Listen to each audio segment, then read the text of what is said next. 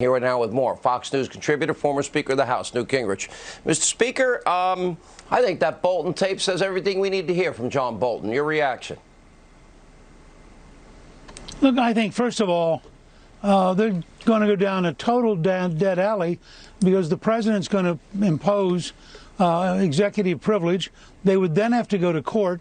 So if they want to drag this out for another month or two, they have an opportunity to do it, but it will be pretty stupid. The country's already opposed to dragging it out. The country said it's over. David Axelrod, who was a very key person for Barack Obama, had a recent column and said he sat through a focus group of Democrats in Chicago, and it was 80 minutes before any of them mentioned the impeachment, at which point everybody in the group said, that's over, it's not going to happen, I don't want to talk about it. And Axelrod said Democrats need to understand, this is not working. The Democrats ought to be voting to have no more witnesses. The Democrats, frankly, ought to vote to acquit and close it down tomorrow. Every day this goes on, the Democrats look smaller, more political, more destructive of America. And I think that there's no reason to have any more witnesses because there's no case. Just literally, there is no case here.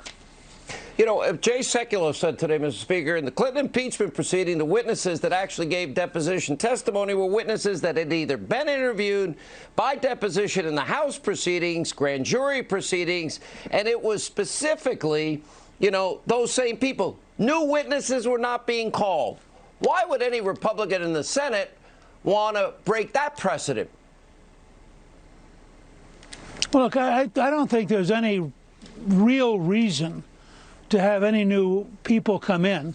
That violates the whole point. This is not an inquiry into what happened in Ukraine.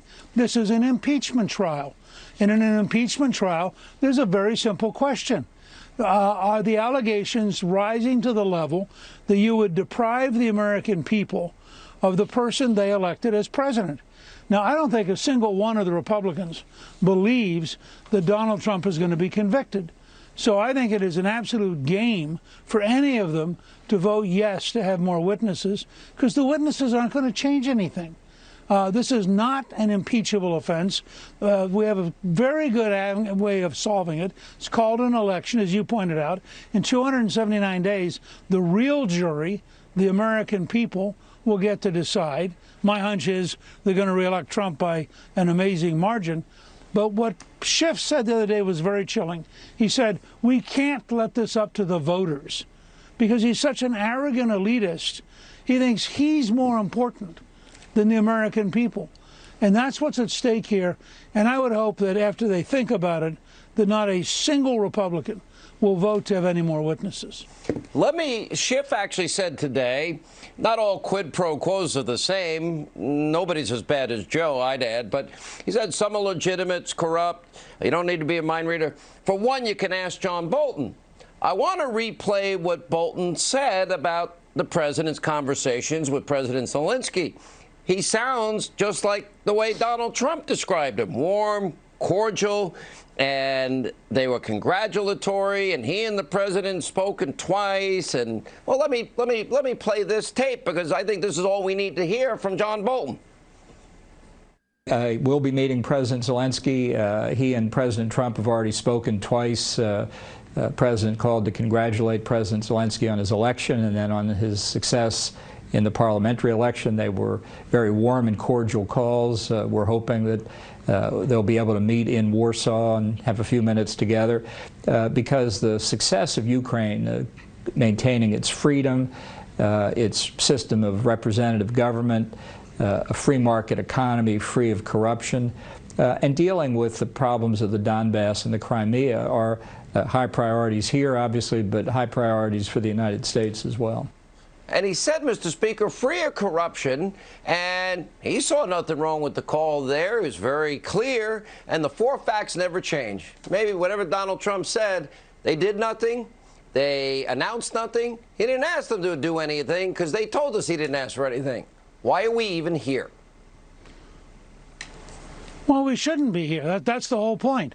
I think that there was a pretty good grounds for having the Senate literally reject the entire proposal the day it came across. And I thought the arrogance and the dishonesty of both Schiff and Nadler in lecturing the senators on what their duty was, which, by the way, is about as dumb a thing you can do as insult the jury, which is what they did. And I think that the result has been that they've even further alienated the Republican senators. And I think they have now weakened their position with a number of other Democrats. I wouldn't be at all surprised to see a bipartisan majority, not just Republicans, but a number of Democrats vote that the president's not guilty. It's not impeachable. I don't think it's in their best interest to do so. Mr. Speaker, as always, thank you for being with us.